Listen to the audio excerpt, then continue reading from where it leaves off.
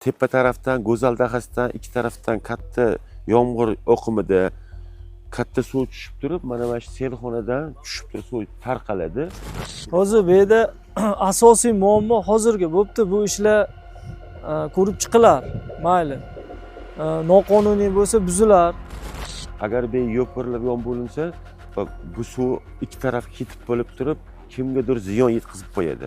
Iloji boricha tezlashtirib shuni tez o'rab olib, o'y qurib xullas buni sotib qochmoqchimi? Shunaqa biz yer purishlar deb eshitdik bularni. Yangi Namangan tumani Go'zal mahalla fuqarolar yig'ini Diyor ko'chasida yashovchi aholidan navbatdagi murojaat kelib tushdi. Murojaatda ta'kidlanishicha, mazkur ko'chadagi uzoq yillar davomida bo'sh holda saqlanib kelayotgan yer maydonida qurilish ishlari boshlangan bo'lib, bu holat aholida norozilik kayfiyatini kelib chiqarmoqda. Biz hozir mana shu yerda bu tarafda 8 ta, bu tarafda 8 ta aholi bor, qo'ni-qo'shni. Biz asosiy bu yerda mana shu tepa tarafdan Go'zal dahasidan ikki tarafdan katta yomg'ir oqimida katta suv tushib turib, mana shu selxonadan tushib turib suv tarqaladi. Agar bu yo'pirilib yon bo'linsa, bu suv ikki taraf ketib bo'lib turib, kimgadir ziyon yetkazib qo'yadi. Shuning uchun bizga shu noroziligimiz bor. Undan tashqari mana yerdagi ko'chamiz 5,5 metr qolibdi, bu tarafdagi ko'cha 4 metr 380 joy qolibdi. Hatto bitta mashina oldi bilan kirsa, orqasi bilan chiqib ketishi ham qiynaladi. Hozir bu yerda asosiy muammo hozirgi bo'pti, bu ishlar ko'rib chiqilar. Mayli. Noqonuniy bo'lsa buzilar.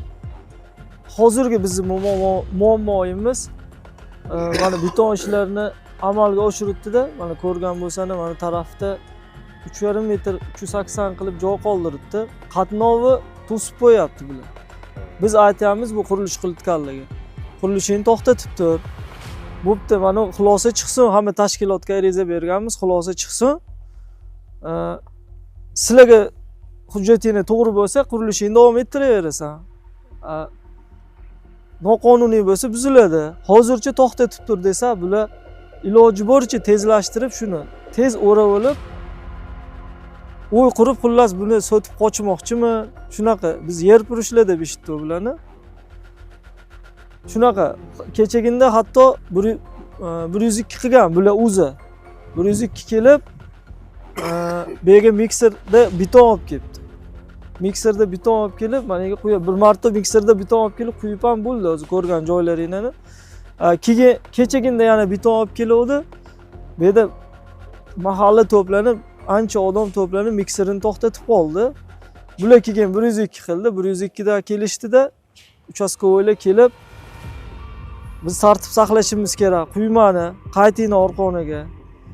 Behal bo'lsa, o'sha xulosa chiqsa hamma tashkilotdan yakuniy xulosa chiqsa, keyin nima qilsani qilaverasizlar deb shunaqa dedi.